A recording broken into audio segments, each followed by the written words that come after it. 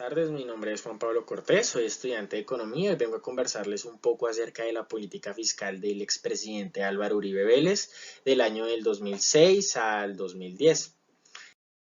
Entonces, bueno, cuando el presidente Uribe asumió el cargo en el año 2002, la inestabilidad económica estaba en auge y debido a los acontecimientos de gobiernos anteriores, la pobreza y la violencia estaban muy de la mano.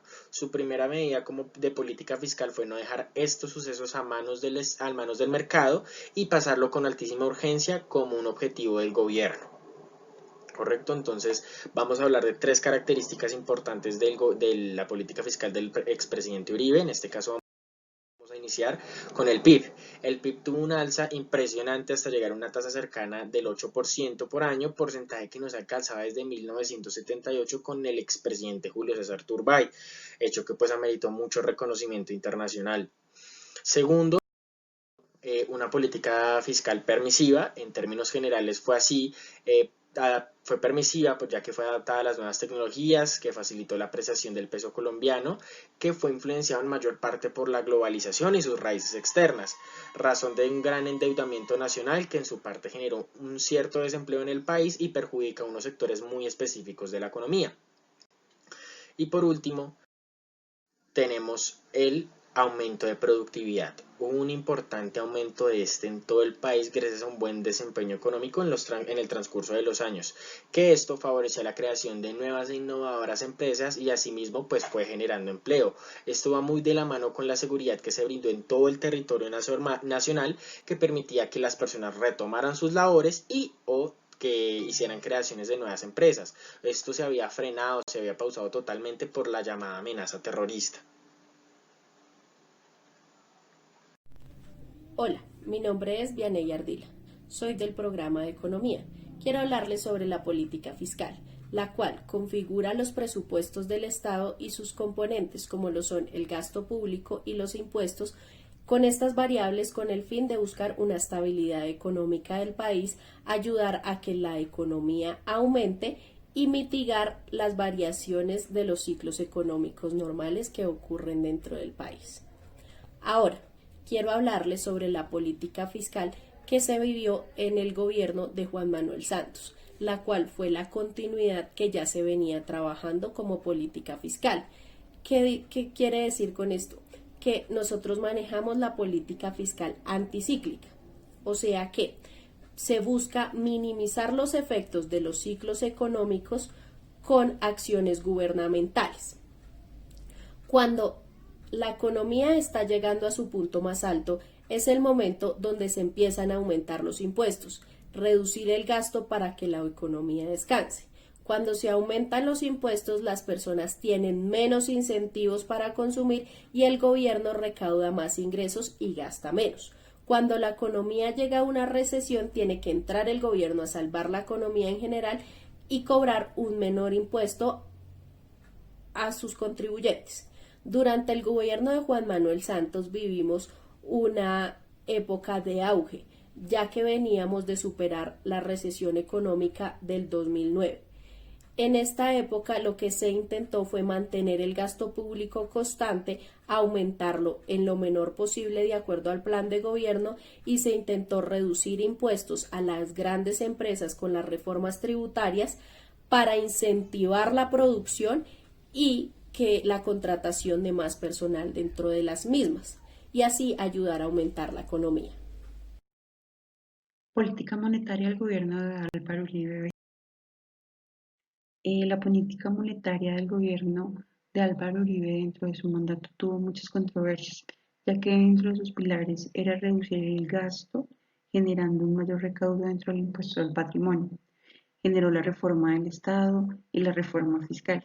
En estos cambios llegó la administración, en estos cambios llegó una administración un poco diferente.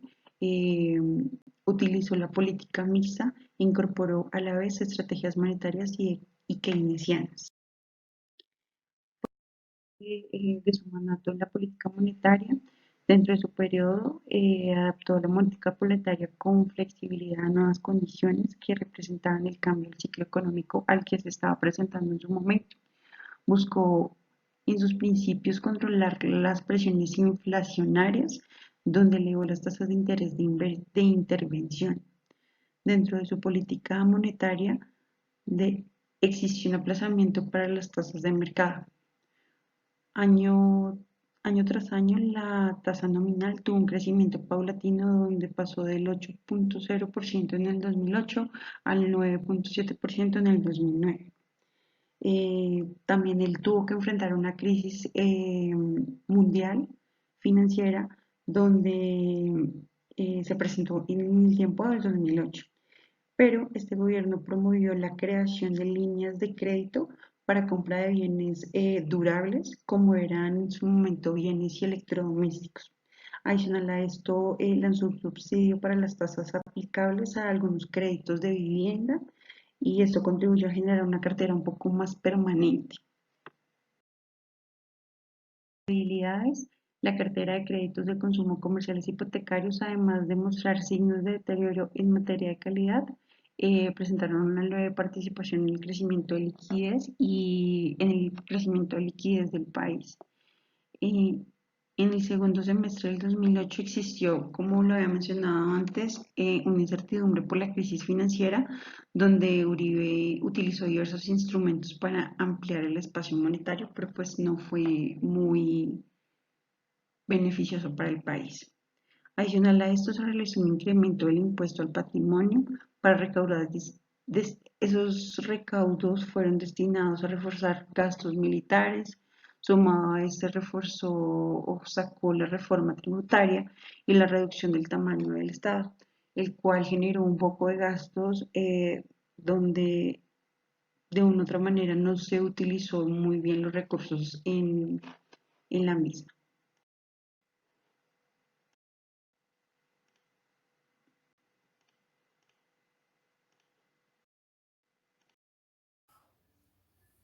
Buenas noches, mi nombre es Lina María Gómez. Actualmente me encuentro cursando quinto semestre de Economía con altas expectativas de aprendizaje. Resido en la ciudad de Bogotá y trabajo en el sector financiero hace ya más de 5 años. Les voy a comentar acerca de la política monetaria o cómo ejerció la política monetaria en el gobierno de Juan Manuel Santos. Sabemos que pues él tuvo 2 periodos de gobierno, que es del 2010 al 2018. La política monetaria, como pues ya todos sabemos, se ejerce a través del Banco de la República. Las personas que le van a ayudar a ejercer esta política monetaria son José Darío Uribe y Juan José Echavarría. En el transcurso de su mandato del 2010 al 2018, lo que tuvo, digamos que una mayor trascendencia fue el paro camionero que se presentó en el transcurso del 2015 al 2017. Este paro camionero lo que logra es un alza en los precios alimenticios, lo cual pues conlleva a una inflación que llegó a ser entre el 6 al 8%. Entonces, la política monetaria que tuvieron en cuenta o ejercieron en su momento fue una contractiva, ya que pues se enfocaron en aumentar las tasas de interés. Las tasas de interés llegaron a un 7%, lo que pues ayudaba a reducir las expectativas de los precios para asimismo disminuir la fluctuación del dinero pues en su momento en el país. Estas tasas duraron aproximadamente en el transcurso de 2 años, cuando ya pues nuevamente se vuelve a regular la economía a inicios del 2018, que es donde termina su mandato. Gómez Malaver, estudiante de Economía aquí en el Politécnico Gran Colombiano, y les voy a hablar de la política exterior del gobierno Uribe Vélez y del gobierno de Juan Manuel Santos Calderón. En el gobierno de Uribe Vélez su intención fue la internacionalización del conflicto armado y se hizo una relación con los estadounidenses para generar el proyecto de Plan Colombia. La agenda estadounidense en ese momento estaba muy ligada a la parte de combatir el terrorismo por lo que sucedió con el 9/11. Entonces Colombia vendió el conflicto armado como una amenaza al terrorismo internacional, lo que permitió ingresos de capitales de los Estados Unidos a nuestro país. ¿Qué pasó? Las relaciones que se mantuvieron con Washington afectaron en gran manera las relaciones con el resto de países. ¿Por qué? Porque países como Venezuela, países como Ecuador, países como Brasil no vieron esto con buenos ojos.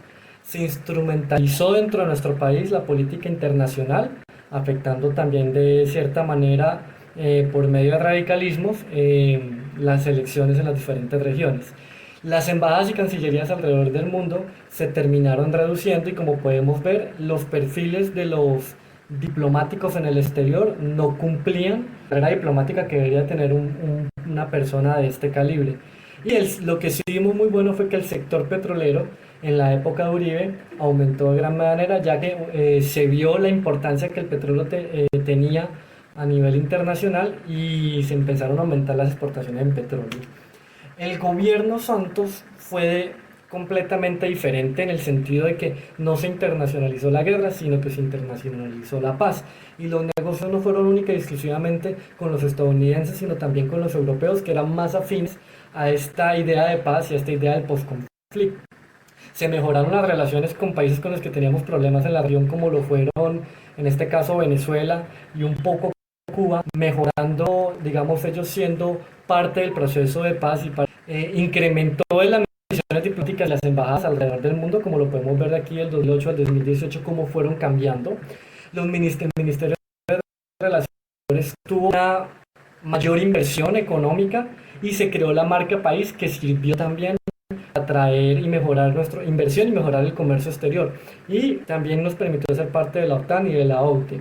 Vamos a ver acá las exportaciones a comparación del gobierno Uribe y el gobierno Santos, cómo aumentaron significativamente después de que Santos fue elegido, ya que pues hizo más negocios con países europeos. Como también podemos ver aquí la inversión extranjera en diferentes sectores de nuestro país, viendo que aquí siempre el petróleo fue lo más importante, pero pues podemos ver aquí obviamente que en el 2015, con la afectación de los precios del petróleo, esas inversiones bajaron, igual siguieron siendo de lo más alto que tuvimos en nuestro país. Ya en esta gráfica podemos encontrar la inversión extranjera, pero ya el total